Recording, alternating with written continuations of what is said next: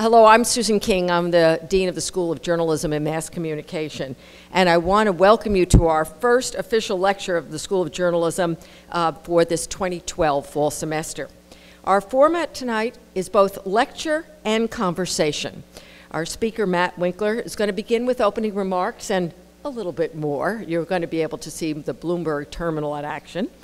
And we're also going to have two of our top business students who will be interviewing Matt Winkler, and then we will open the floor to you. So we're all going to have a chance to be in this conversation.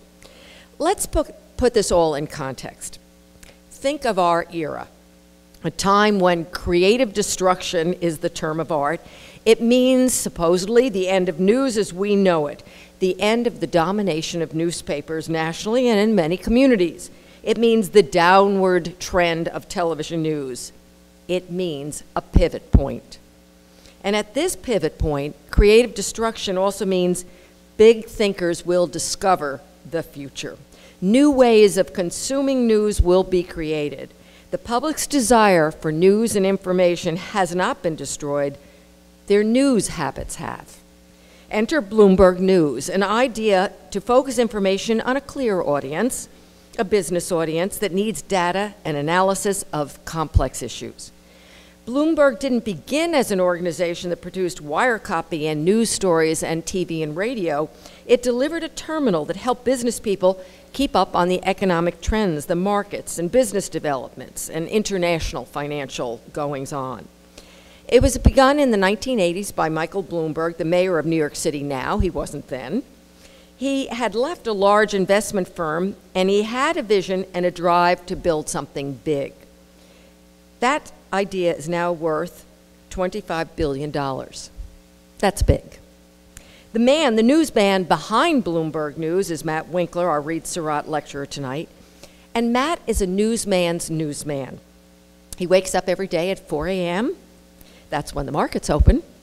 Winkler has his first editorial meeting in New York City at 6 a.m. and a second at 7:30. News is Matt's life. He began as a newsman when he was at college, like those of you in the audience. And he told me today he really began earlier. He was a paper boy. He loved newspapers. He was the editor of his college newspaper at Kenyon College, and his first job was a newspaper in his college town. He went off to great business news organizations like the Wall Street Journal. Peter Grauer, who is a UNC Chapel Hill trustee and also the CEO of Bloomberg, recently gave the Dean's lecture at the Keenan Flagler Business School. And he told the audience about the creation of Bloomberg News this way, and I'm going to quote him. He said Matt Winkler was at the Wall Street Journal and interviewed Michael Bloomberg, who had created this information company for the financial services industry. And he saw it as a way to explain a company that was seeing technology in new ways. It was perhaps a metaphor for the kind of changes that were going on in technology. After the story ran, Michael Bloomberg gave Winkler a call. According to Grauer, Bloomberg said to Winkler, "I want to create a news organization, and I would like you to come and help me create it." Supposedly, Winkler told Bloomberg, "You already have a news business. Your Bloomberg terminal gives clients ways to organize information and make it understandable. That's journalism." Bloomberg admitted that was true, but he told Winkler he wanted a real news organization. Soon after, Winkler left the Wall Street Journal and joined Bloomberg in creating this major news organization that has simply ballooned. From an employee of one, Winkler, it now has more than 150 bureaus globally, more than 2,000 employees. It produces news on television and radio, on the internet, and in magazines. Its company's page indicates that yesterday, 4,884 news stories were produced. That was yesterday. Who could have imagined all that 20 years ago? Matt Winkler could. Bloomberg News is just one of those organizations that shows us the future of news. It's a story of growth and possibility and financial health. But tonight, Matt Winkler is not going to focus simply on the company. That is, after all, an election year, and tonight we have this big presidential debate. Matt Winkler is going to take us through and focus on the volatile economy of the last few months and how it is playing out in the presidential contest. Matt Winkler is not an absent leader of what is now a powerhouse news company. He promises to meet every new employee that comes to Bloomberg News. And that's been about 200 employees a year. I'm happy to tell you that a number of them are our graduates. About 5 to 6 students a year are leaving this program and going straight to up to Bloomberg. And guess what? They're making a name for themselves. They're not good employees, they're great employees. So tonight, Matt Winkler is also part of our world. Will you welcome him with me for coming to UNC and giving the first Reese Sarratt lecture of the semester?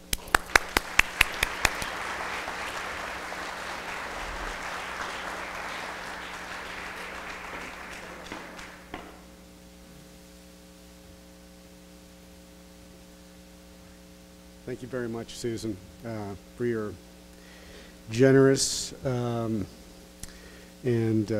very kind remarks. It's really a privilege and an honor to be with all of you. I say that because UNC is, I would say, as much a part of Bloomberg these days as any college or university.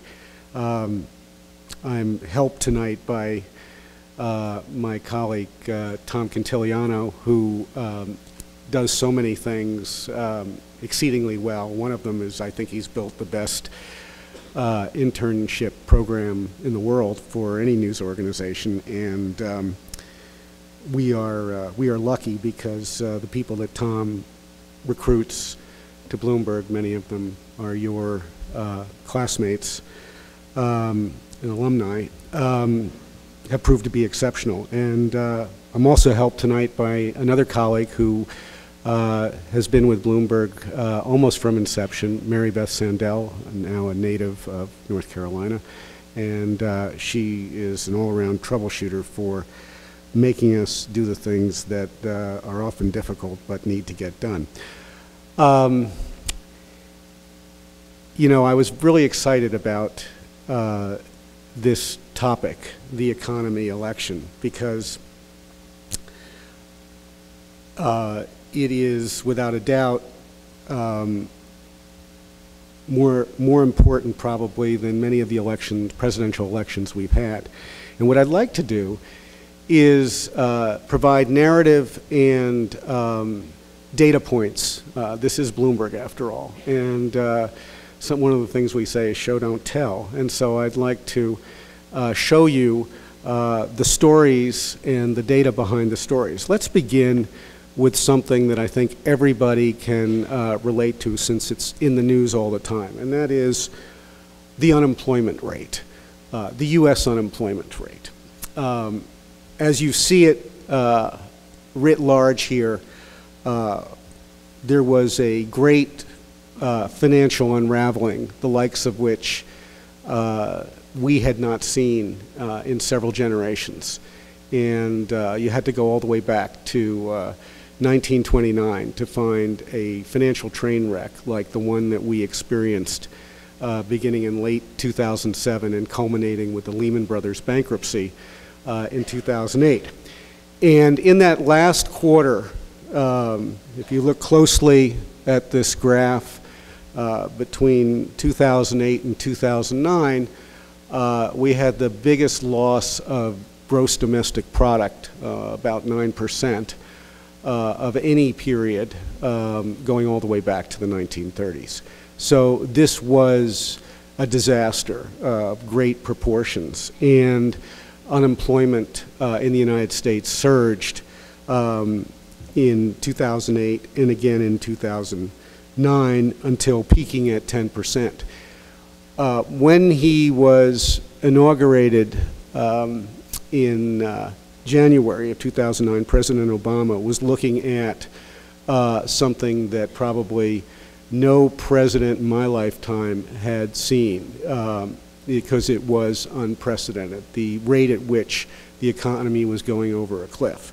But it did peak, and what I wanted to do was go back a little bit more than a year, pick things up and say, okay, what is the story of the economy 4 years later? And often it's best to start, you know, in a period of about 12 to 18 months, because most of us can remember where we were, not just last summer, but the summer before. So it's now the summer of 2011. It's a year before the election, and it's late July. And you may recall in late July there was a political showdown over the U.S. debt ceiling, something that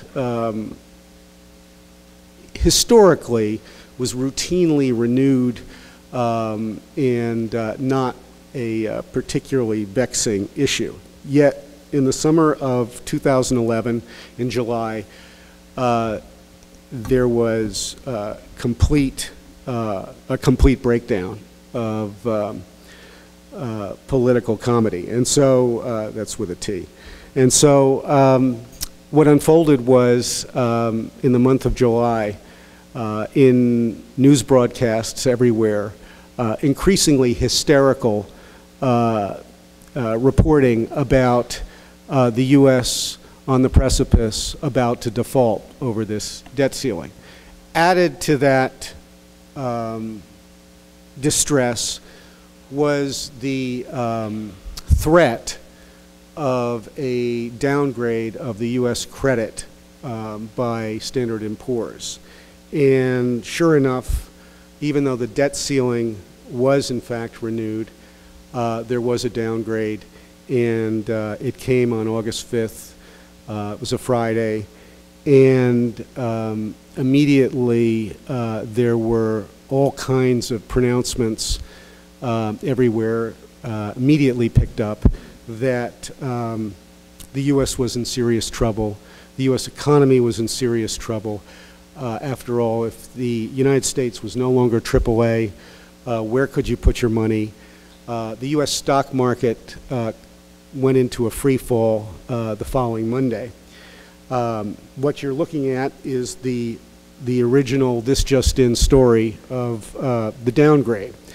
And as you can see, there were comments from a variety of people about things not going well or right for the U.S. Now, that was, for the most part, the story that was widely reported here and abroad. But a funny thing about what people think and what the reality is. One of the things that we noticed in July, all through the period when people were worried about the debt ceiling, is that the interest rate on U.S. securities not only barely budged, but actually went down. Now, why is that significant? Because if investors were insisting on buying more and more treasuries at the same or a lower rate, it must mean that they were not concerned about financial or economic distress. And in fact, that was the underlying reality in July. Then, of course, we got the downgrade. And what happened? Well, some people thought it would be a really bad thing for the U.S. In fact, one presidential candidate decided this was going to be a big part of his campaign. First president of the United States to see the debt of the United States downgraded.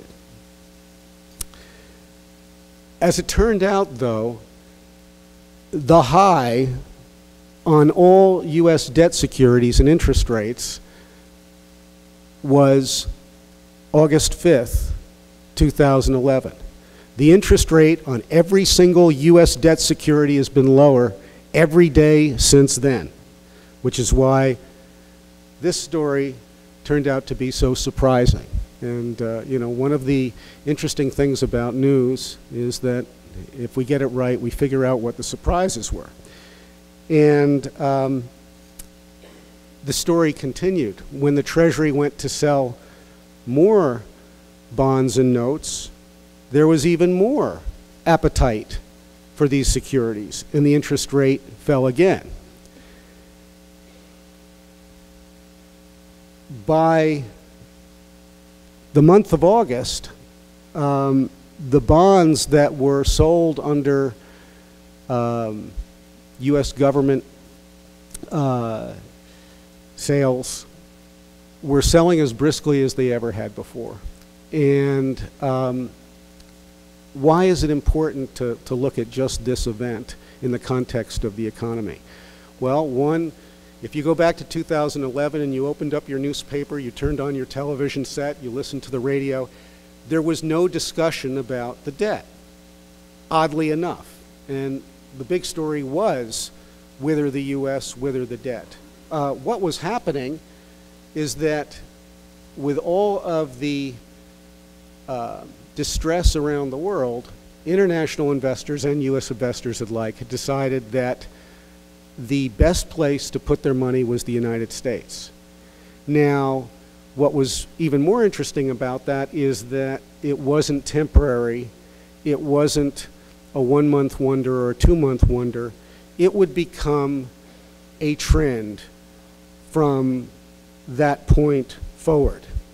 Another big indicator of whether the U.S. was the dollar, the U.S. greenback. And it was, surprisingly, by September, beating all assets, any asset class. If you were in dollars as opposed to any other currency, that was the place to be.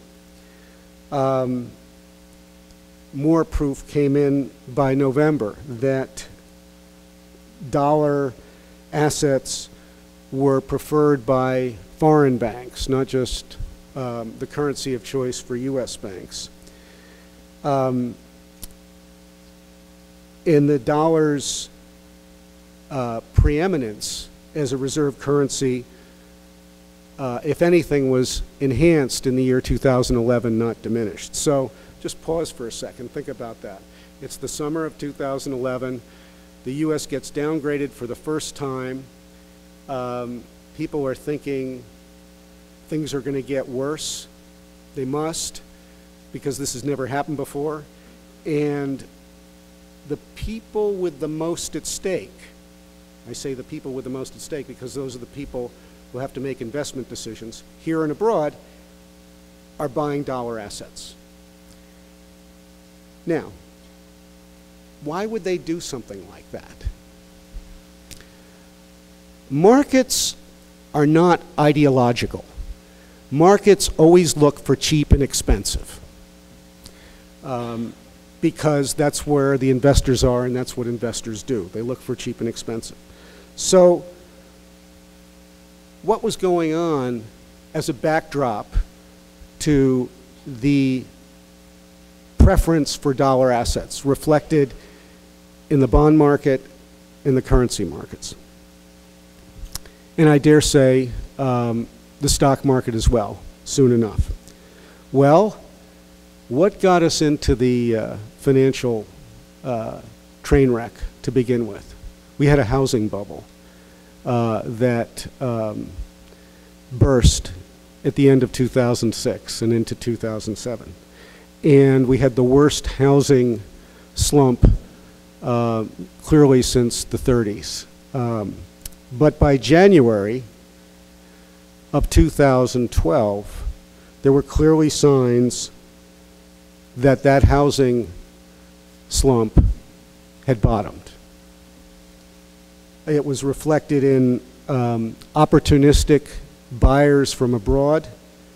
It was reflected in private equity firms, the firms that are especially keen on buying low and selling high.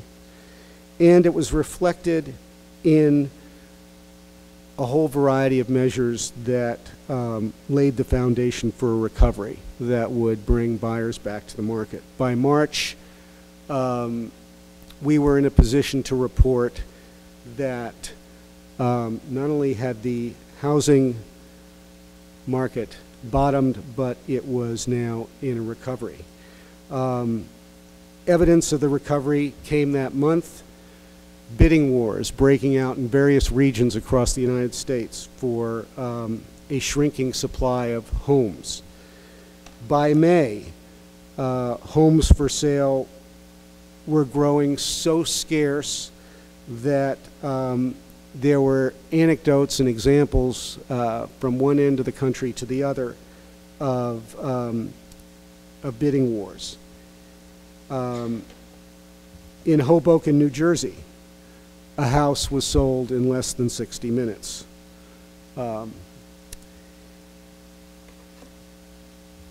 All of these things were related to something bigger that was going on, which is the overall health of the American economy. And by April, there were just a number of measures that suggested that not only was the U.S. recovering, but the likelihood of a so-called double dip, which was what everyone was concerned about in 2011, going back to August and September and October and November of 2011, if you read the daily reports of the U.S. economy, the biggest concern was a so-called double dip, where we had come out of a recession, and then just as we do that, we enter another one. By April of 2012, there was no sign of that, to the point where you actually had some people saying things were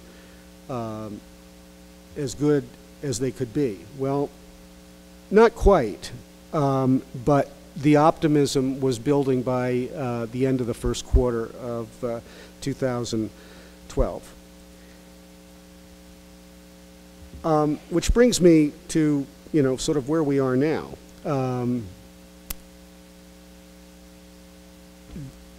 There is no shortage of people who have declared a recession is imminent, or the euro crisis will infect the U.S.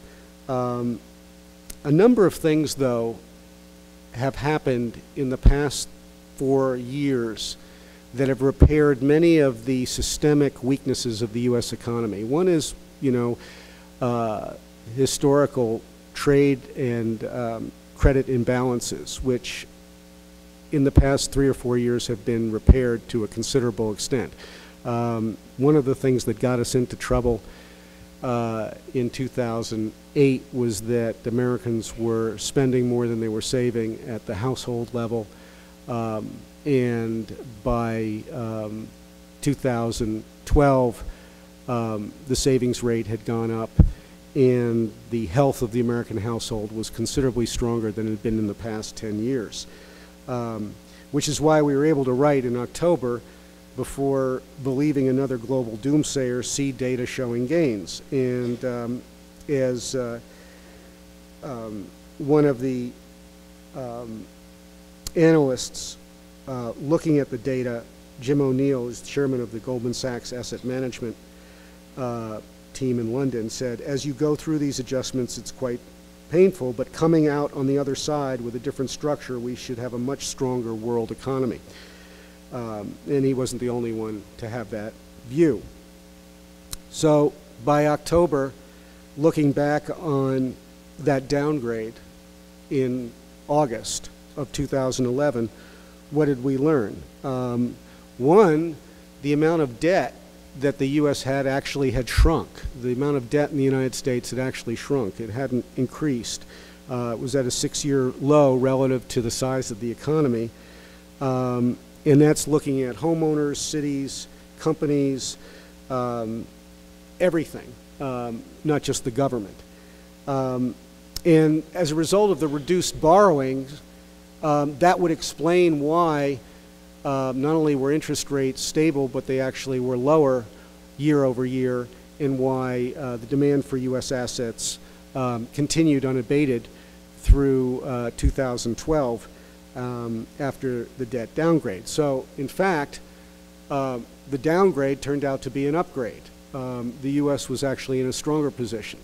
Again, I share this with you because I think for many of you in this room, what I'm saying comes as a bit of a surprise. Not widely covered, not widely reported, not even discussed by either of the candidates.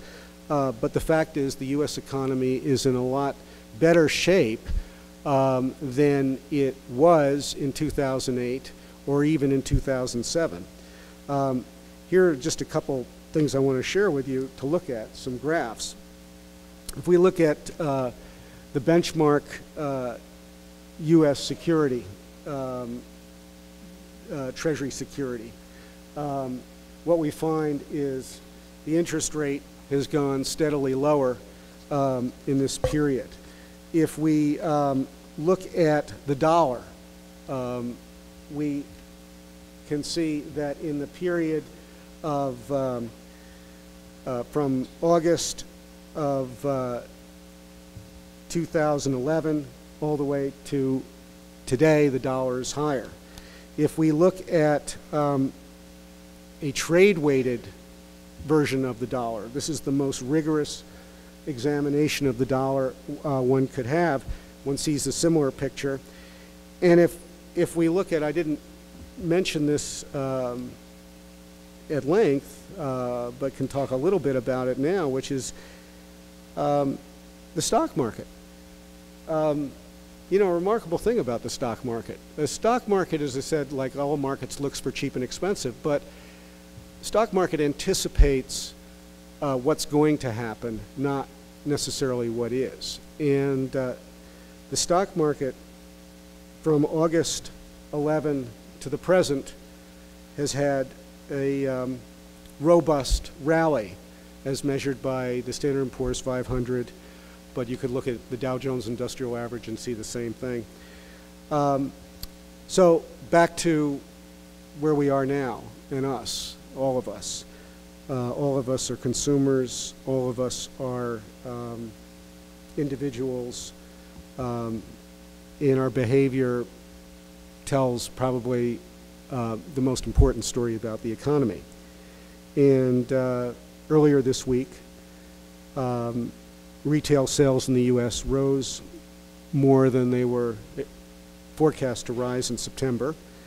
It was generally broad-based, and it reflected household spending. There's a connection, I think, between the level of interest rates, the dollar, housing, and investing. And at the moment, the U.S. is probably the preferred place for global investors. Doesn't mean that the U.S. economy is anywhere near the level of activity that it enjoyed in 2007. But what it does mean is that it has recovered a great deal more than people thought it would just a little more than a year ago. Now, what does that mean for the election, and what does it mean for the outcome of the election?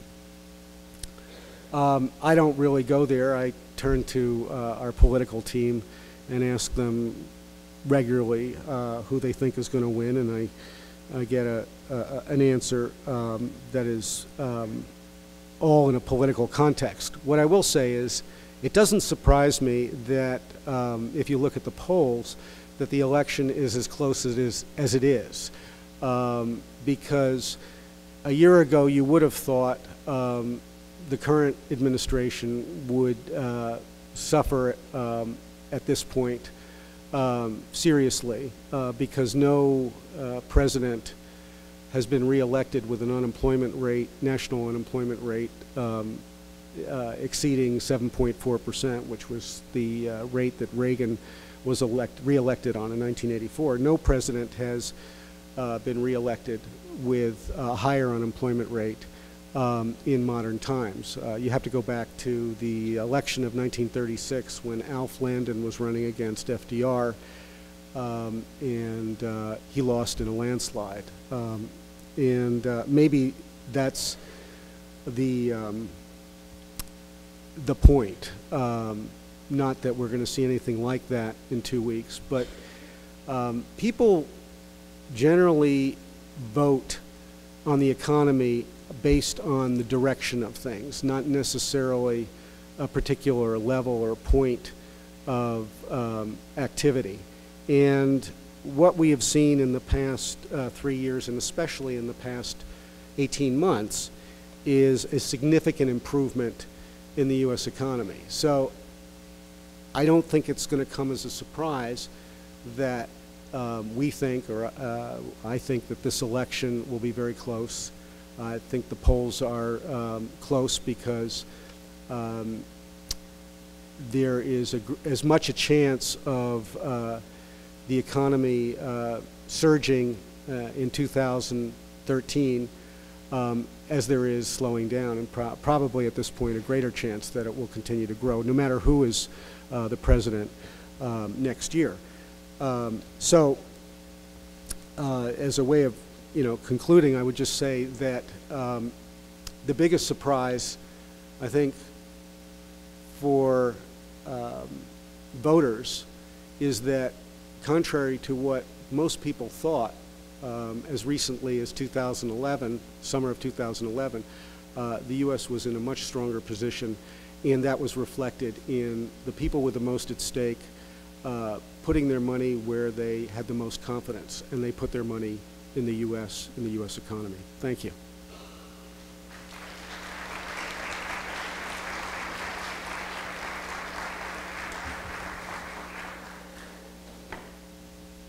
Thanks very much, Matt. And that felt like good news, at least economic-wise, and a question mark in terms of the election. We're going to go on to the into our interview part. I just want to make sure that I introduce Chris Rausch. Would you stand, Chris? He runs our Carolina business programs. These are some of the students there. Chris is also the senior associate dean, and he's getting the students able to read all that kind of information so they can be part of the analysts at Bloomberg News and part of our success there.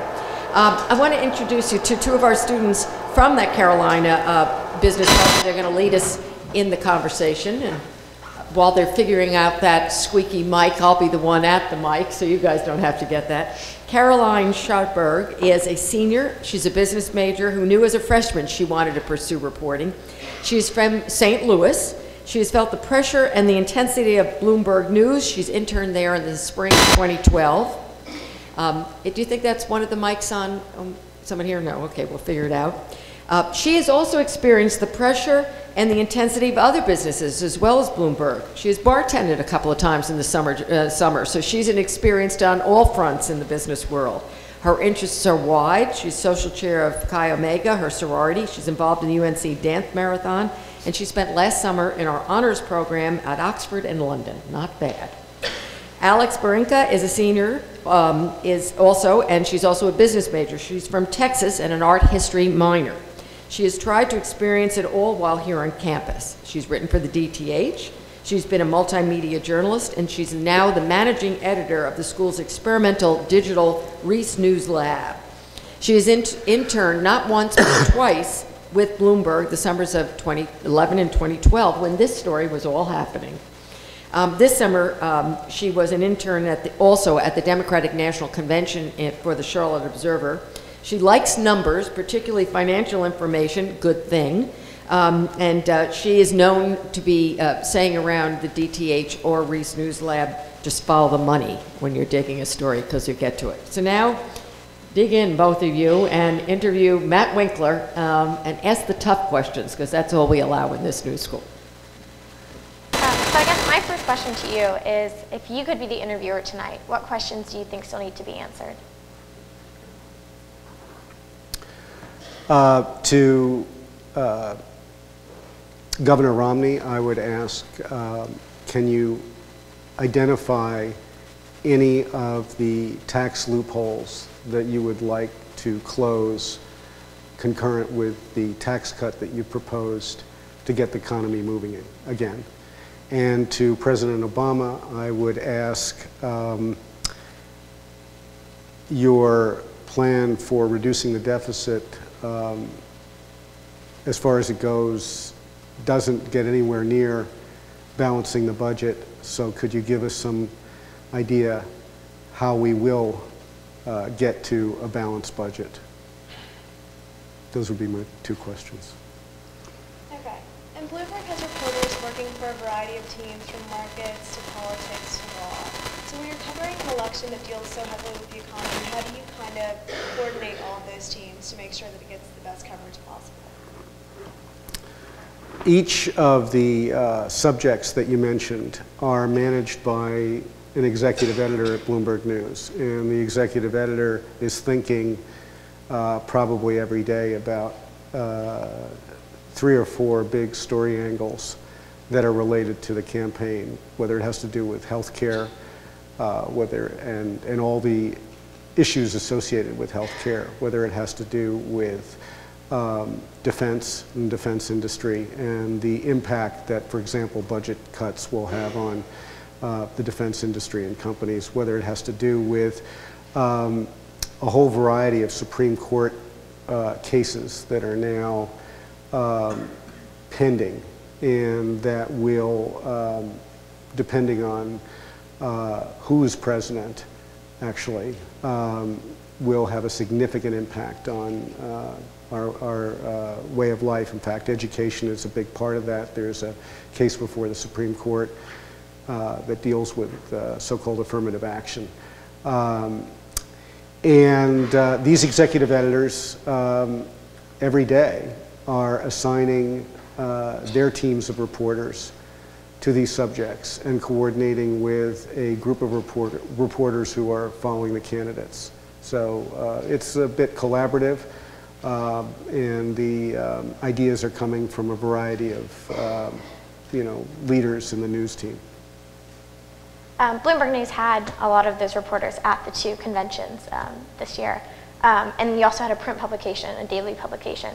Tell me a little bit more about the strategy going into that week and kind of what you were focusing on covering for the convention week. We started a couple of years ago a new venture in Washington called Bloomberg Government. And what we set out to do is to try to cover the government as a business, because it is a business. If you think about it, the government buys everything. The U.S. government buys everything. And I mean, think about UNC and then think a multiplier, an exponential multiplier. And so what we try to do, and what we tried to do in these publications, instead of covering so much the blood sport of politics, which is rather common, and I'm not sure we could add anything to that, is to really focus on the government and its contractors, the government doing business every day, how those contracts are negotiated, who's affecting the contracts, are they negotiated, are they competitive, and who are the people involved in doing the government's business.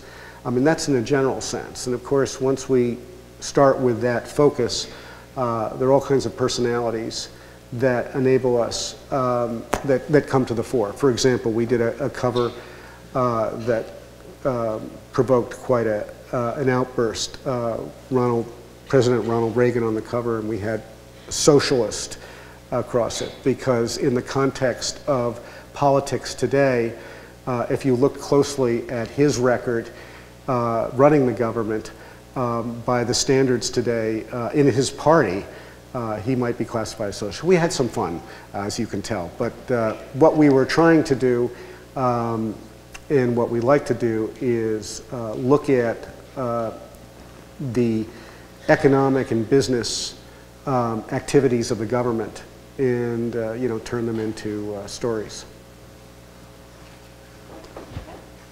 And in this election, social media sites like Twitter and Facebook have obviously been huge parts of getting out information. How has Bloomberg competed with these sites in terms of keeping up with its tactics of getting out information first and accurately?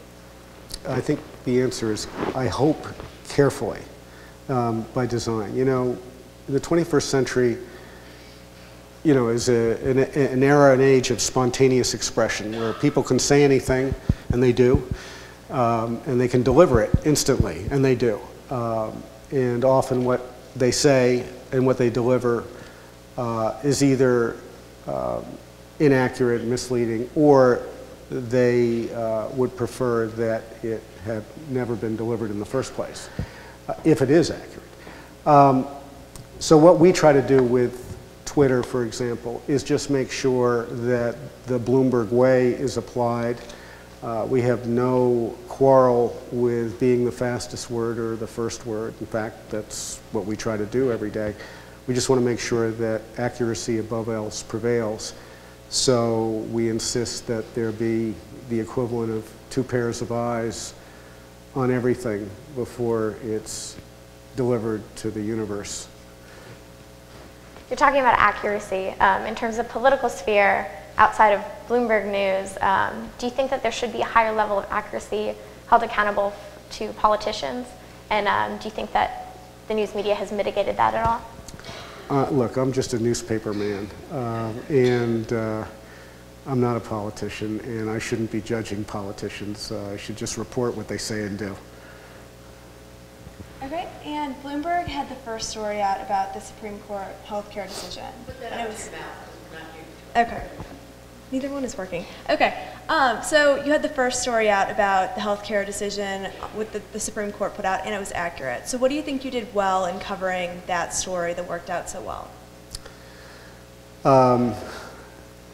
This is the Supreme Court upholding Obamacare and upholding what essentially is the individual mandate which underlies Obamacare. And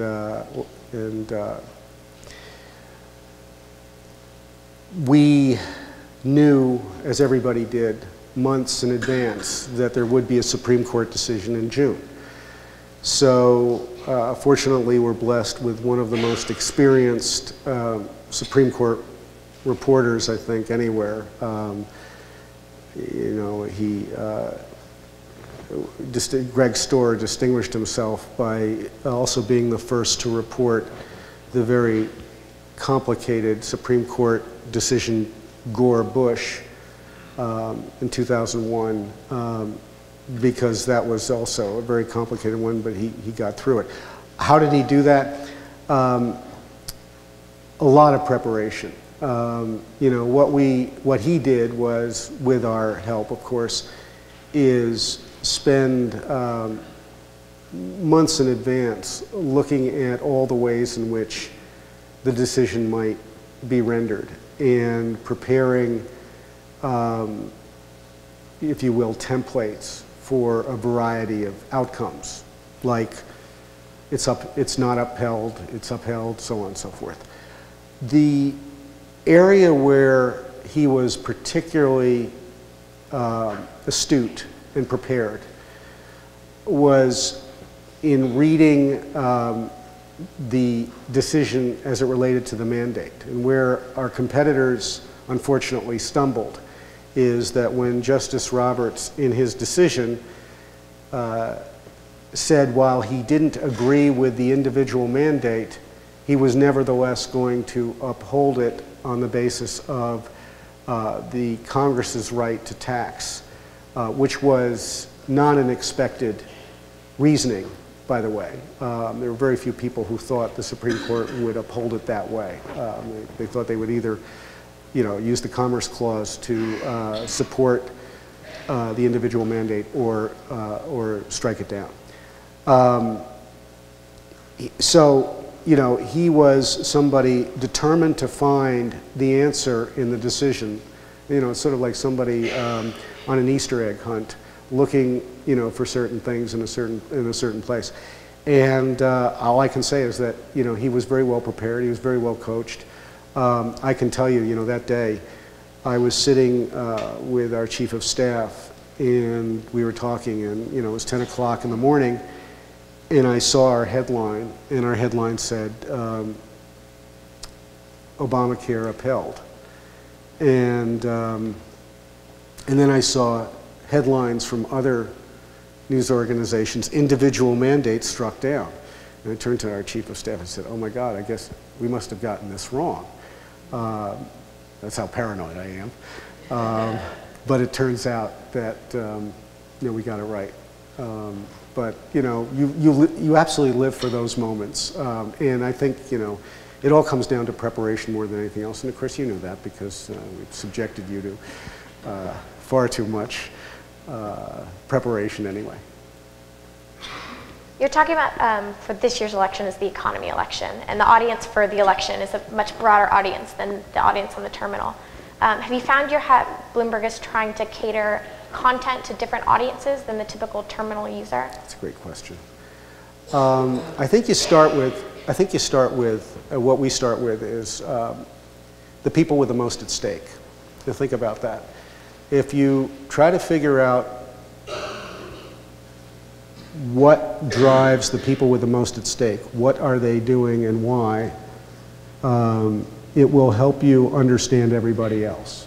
And part of that is because everybody else wants to be like the people with the most at stake. Everybody would like to have what the people with the most at stake have. So, for example, when we do global polls of investors, we survey investors around the world, we find them typically 6 months prescient in the sense that they're anticipating things that are not necessarily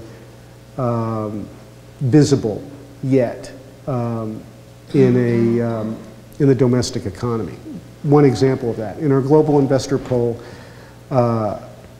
last year, pretty much at the time that I was talking about with the debt ceiling, political football, and then the downgrade, our global investor poll showed a shift in sentiment away from, for example, China and Brazil towards the United States.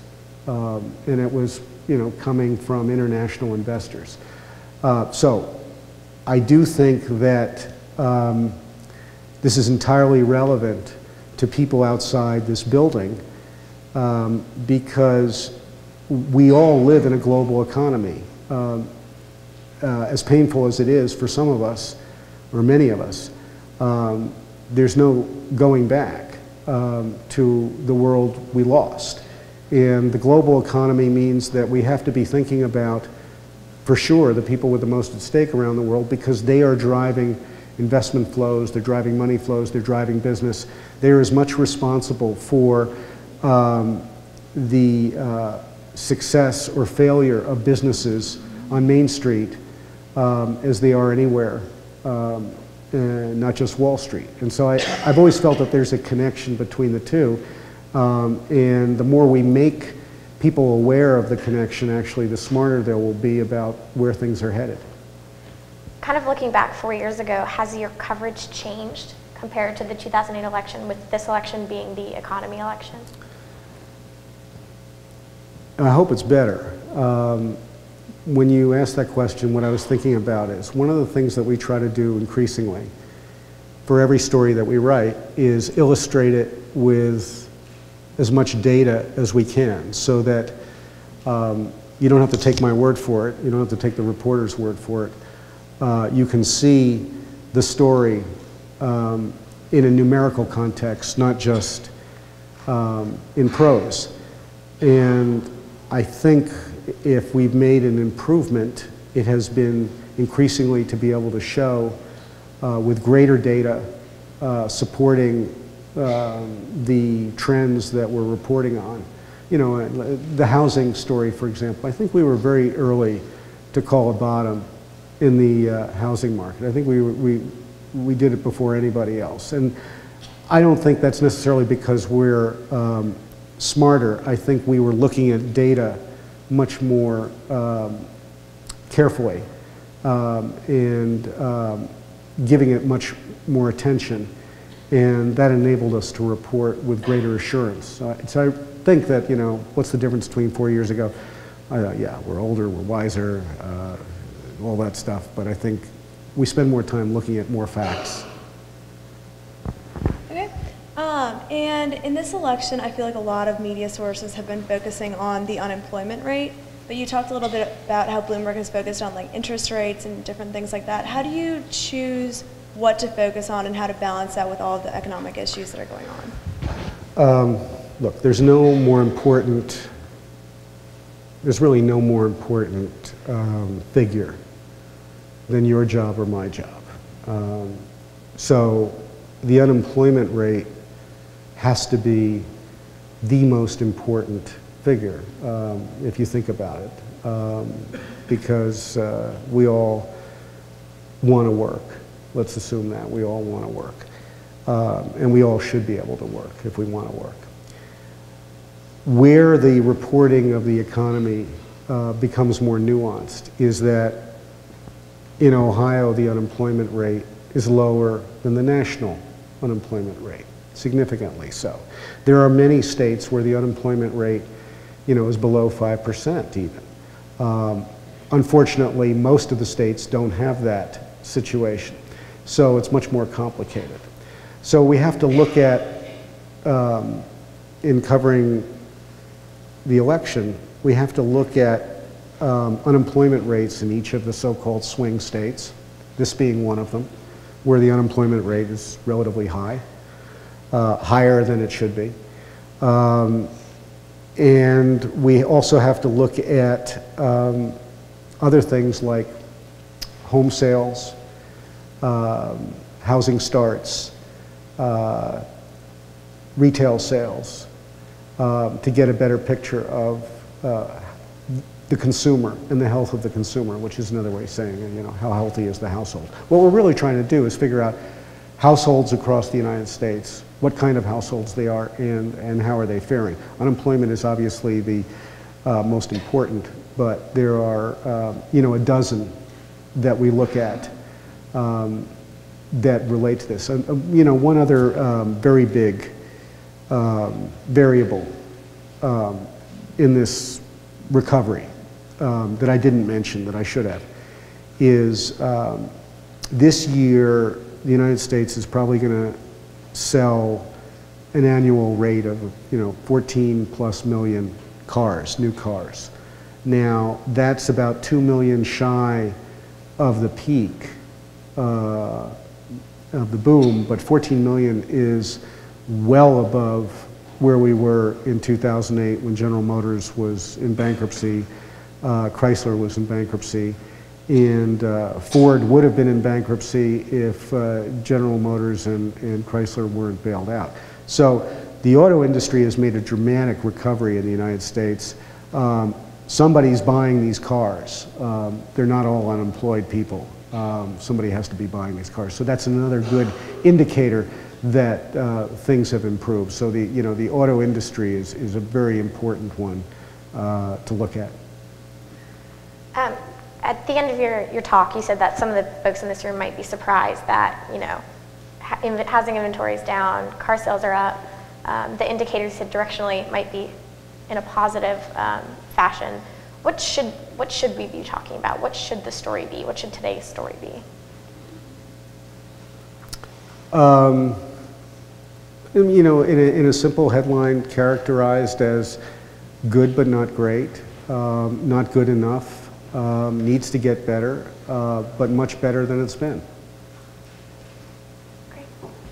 They see me sitting here. I promised that I'd get some audience questions, but I didn't want to interrupt you too because you're making us look so good.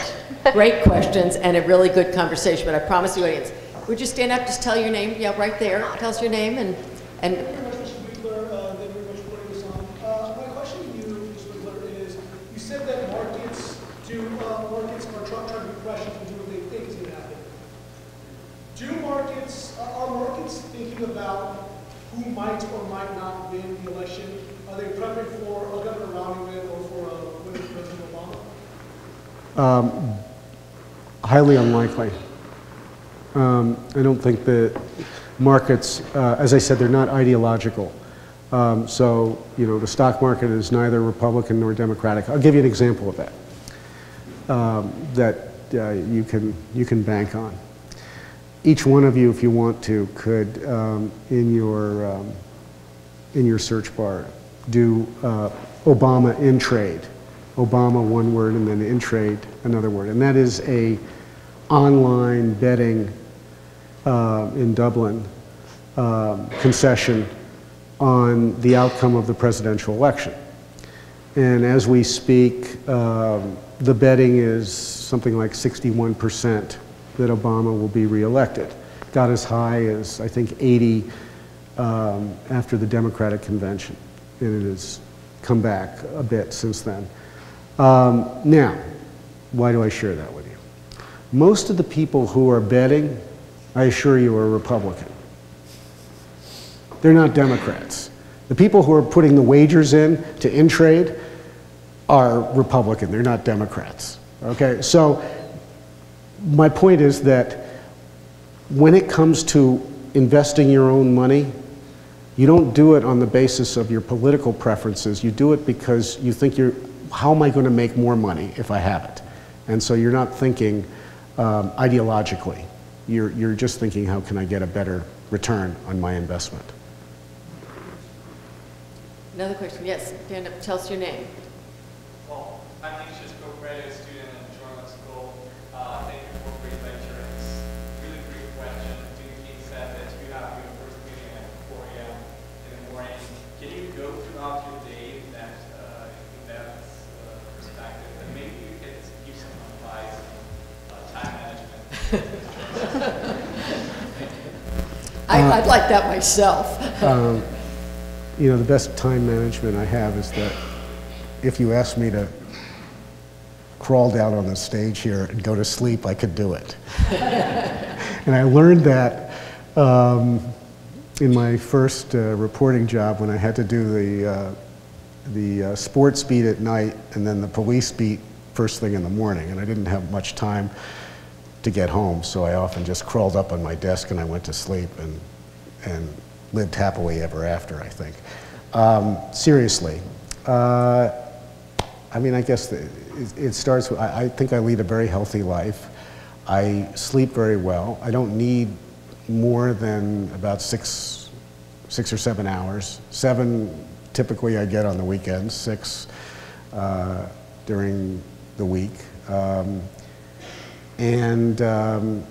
blessed with you know, wonders of technology. When I wake up, I can look at instantly what we have done around the world and see it, and if I see a problem, I can message, email instantly. If I need to make a telephone call, I can. I'm blessed with wonderful people who help me, who I delegate to, who help me schedule my day. To see people and to, most important for me, look at the stories we write and try to improve them. I guess after that, the most important thing is I just love what I do. And so if you love what you do, it's much easier to do it. What time do you go to bed? You know, I think that's a matter of opinion. Depends on where I am. There are some times when I've been known to doze off earlier than I should in the evening, but I try to end the day by 10:30 or 11 if I can help it. Yes, sir. My name is Jason Welsh. I appreciate your following the unemployment rate as a barometer of the health of the economy. One of the ways many of us follow the economy is by driving into the gas station to fill up. And during the course of this year, as we've seen the escalation, almost endless escalation in gasoline prices, often, as I perceive it, in the face of near record inventories, I'm dazzled by the lack of media following as to the whys and wherefores. Would you comment on that? Sure. Yeah, we've written a lot of stories about the retail price of gasoline in the United States and why it's higher right now than it otherwise should be. And the reason is, has to do entirely with the refiners, or rather the refineries. There have been fewer refineries active than there should be. And because of that, even though the price of oil has come down significantly, by the way, since the summer, consumers here in the United States are not seeing it at the pump because that oil is not getting refined and delivered to where it needs to be, which is in front of you in the gas station near you. That's typically or historically a temporary phenomenon. It's not supposed to last too long. It's typically derived from disruptions. There were several refinery so-called outages over the past 2 or 3 months that kept prices higher than they otherwise would be. We converted to the winter gasoline, which is a cheaper variety than what you normally get in the summer, so that should have brought down the price. You know, I would say in a month or so it should be even lower. There are obviously some variables that kick in, like an eruption in the Mideast psychologically can drive up the price of oil and therefore gasoline. But the real cause of the high price that you're talking about is the disconnect between the oil supply. By the way, we are, the United States, and I should have mentioned this also in the context of economy getting better. For the first time since 1949, in 2011, the United States was a net exporter of energy to the world. I'll say that again. First time since 1949, the United States was a net exporter of energy. Now, that's not just oil, that's energy products. The big one is natural gas. The US has more natural gas than it ever thought it would 10 years ago. It's booming. So we don't lack for energy resources in this country, by the way, and that's the reason why that's so bullish is because a lot of manufacturers are now thinking about staying in the United States, building plants in the United States instead of going offshore, because the cost of energy in the United States is actually less than it would be to build overseas, even if the labor is cheaper. So, you know, the outlook is very encouraging, even if the price that you're paying for, you know, unleaded regular is very high. Now, I will say this, you still live in a relative paradise because everywhere else around the world, your counterparts are paying $2 and $3 more at least for the same gas you're getting. Americans are really quite spoiled in that regard, even when they were importing their energy, or especially when they were importing their energy. But it should get better, by the way. After the election. Who would like to ask the last question? Got one out there? Okay, going. Well, I'm going to leave the last question to one of you. Go ahead. Okay. You turn this back on. Yeah. What could either of the candidates say tonight, like anything specifically that would make you vote for them?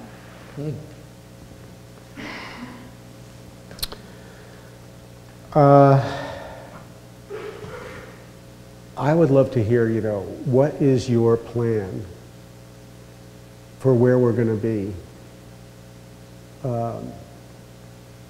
next year, the year after,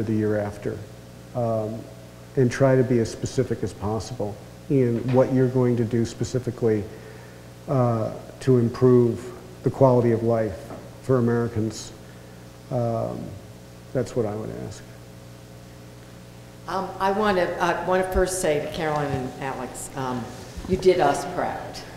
And I think you did Bloomberg proud since you both are interns there. Good questions. I want to thank Matt Winkler for giving us some insights into it. I don't know if it told us how the election's going to go, because I figure most of his clients, since that Bloomberg terminal is pretty expensive, are Republicans. I'm not sure, and I don't know what it tells me about the election. Okay. You got me stumped. I can tell you, I don't have a clue, but I always ask our executive editor for government and policy, Al Hunt, and that's my best resource. And so, And he says? He's been saying consistently for the better part of 18 months, week in and week out, that it will be very, very close, but he thinks Obama's going to win. Well, we'll see what happens tonight. So I blame it on him. It may not, but at least for all of you who have graduation close to a year or 2 years from now, you heard the economy is going better, which is only good news for you, because there's going to be more people interested in the skills that you have. At this moment, we often give the speaker a sweatshirt, you know, something that says UNC. but check out that bow tie. He is known for his bow tie and picked a very nice Carolina blue one, but we have Julian's perfect Carolina blue tie for you to take here so that you will not only talk about how great our students are, but how great our haberdashery is. So wear it well. Thank you all very much for being here.